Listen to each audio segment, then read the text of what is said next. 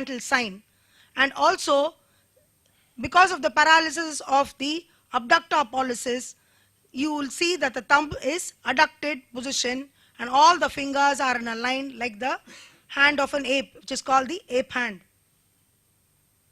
Now we come to the intercostal nerves. The typical intercostal nerves are from third to the sixth nerve. Like I've said, from the intervertebral foramen, they communicate with the sympathetic chain. They give the dorsal ramus. Then you have the main nerve coming. Then it comes between the intercostal muscles and gives the lateral cutaneous branch and the anterior cutaneous branch.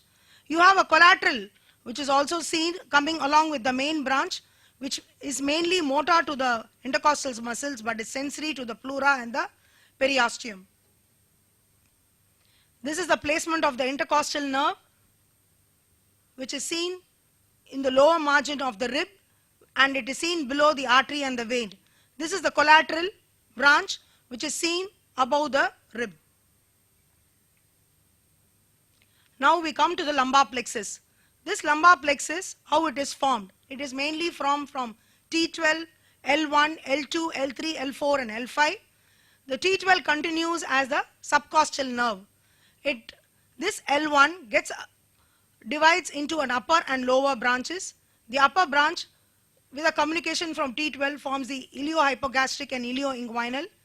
The contribution from L1 along with L2 forms the genitofemoral. Now how the most important nerve which is being formed from the lumbar plexus is the femoral nerve. The L2, L3 and L4 gives the dorsal division and the ventral divisions. So the dorsal division of L2, L3 and L4 forms the femoral nerve, whereas the dorsal ventral divisions of L2, L3 and L4 forms the obturator nerve. This is the femoral nerve, which is seen lateral to the artery, and it is being blocked at the femoral triangle 2 centimeters below the mid-inguinal point.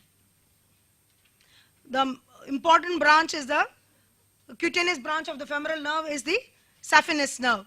It gives articular branches to the hip and knee.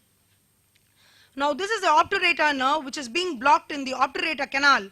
When you are doing sometimes you have a sparing of the obturator nerve when you give a spinal. For the TURP procedures, when this nerve has to be individually blocked in the obturator canal. In the obturator canal, the nerve divides into an anterior and posterior divisions. The main branches supply the adductors, anterior branch, longus and gracilis and the adductor brevis. The posterior branch supplies the adductor magnus. Now we come to the sacral and coccygeal plexus, which forms the most important nerve is the sciatic nerve.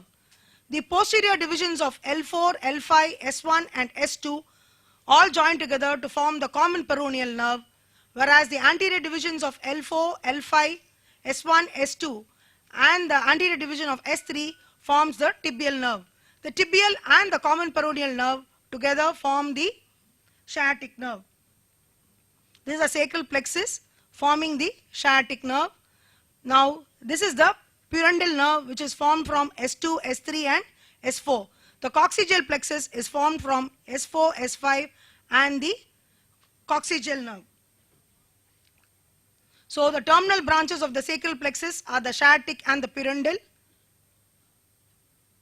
Now we come to the sciatic nerve. This is the main nerve which is seen on the back of the leg. How can you block it? There are two methods. One is a sacral hiatus to the greater trochanter. Draw a line. Midpoint of the line, you just draw, go perpendicular down, you will be hitting the sciatic nerve. Another thing is from the posterior superior iliac spine to the greater trochanter, the midpoint, drop a perpendicular down 5 centimeters, you will be hitting the sciatic nerve. The sciatic nerve, the terminal branches of the sciatic nerve are the common peroneal and the tibial nerve. These tibial nerve gives the most important cutaneous branch which supplies the ankle is the sural nerve. The sural nerve supplies a wide area over the posterior lateral aspect of the lower third of the calf and the lateral side of the foot up to the 5th toe. Now this tibial nerve continues down as the posterior tibial nerve, where it curves around the medial malleolus and divides into the median and lateral plantar nerves, which mainly supplies the sole of the foot. So as anesthetists, we must know the anatomy before we give the ankle block. The common peroneal nerve winds around the head of the fibula and divides into the superficial peroneal and the deep peroneal. This is the deep peroneal nerve, which mainly supplies the first web space. It goes deep to the extensor retinaculum. You have the superficial peroneal nerve, which supplies most of the area sensory to the dorsum of the foot. This is the cutaneous supply of the foot. The sole of the foot, you have the heel supplied by the tibial nerve, the medial part of the sole being supplied by the saphenous, the lateral aspect by the sural, then you have the medial aspect of the sole being supplied by the medial plantar and the lateral aspect by the lateral plantar. The dorsum, you have the major portion, that is the common peroneal nerve supplying the major portion of the dorsum of the foot. The first web space is the deep peroneal nerve. Now, the most important thing for an ankle block is all these 5 nerves. You block the saphenous nerve on the medial aspect and the posterior tibial nerve behind the medial malleolus. The sural nerve is blocked on the lateral side.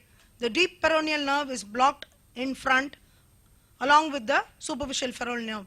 So all these 3 nerves have to be blocked for a successful block.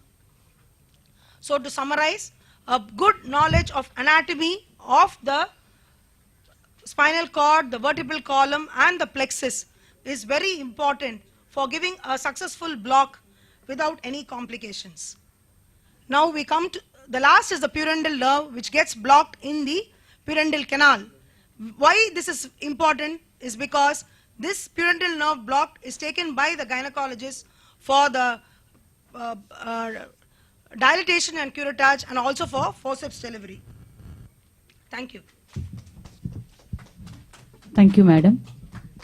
Thank you, Anuradha, for covering such an extensive topic in such a simplified and excellent way. The house is open for the discussion. Any question, please?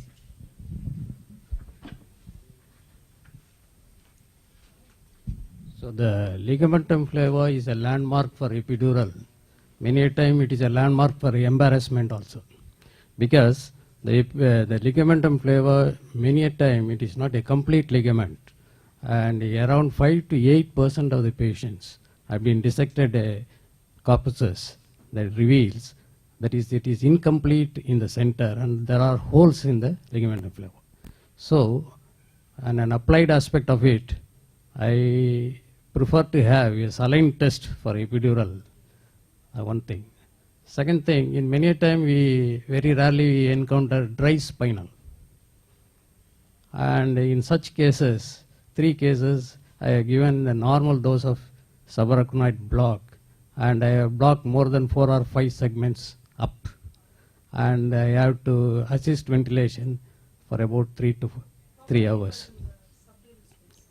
I do not know, because it is all a blind procedure since there is no CSF, but I know it is pierced and there is some amount of paresthesia.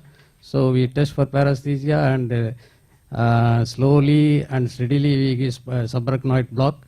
But we expect up to T6 for that dose. It goes up to C8 or T1 and respiratory embarrassment, and we have to mask ventilate for the patient about 1 or 2 hours. That experience I had to share with you. A person had given a spinal, I think probably he gave it in the subdural space, like you said. It was a dry tap. And after giving the spinal, it has ascended and we had to mask ventilate and we had to intubate the patient. So we felt that it should have been given in the subdural space, which would have caused the level of the local anesthetic to ascend up and not into the subarachnoid space. So very rarely, sometimes when you give into the subdural space, it causes the level to go up. So we had a similar experience.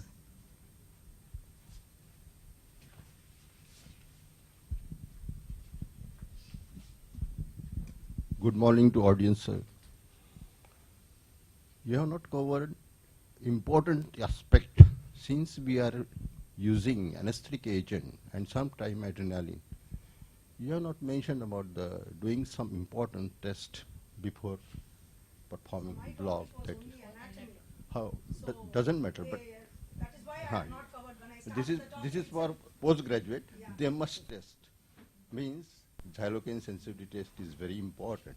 What I think that is not, this is not a question to you, but that No, is no, a no. dilemma maybe for PG. No, because I had asked the organizers, Okay, thank you. they said that you're mainly cover on the Thank clinical you, anatomy. thank you. That is why I didn't cover the other aspects.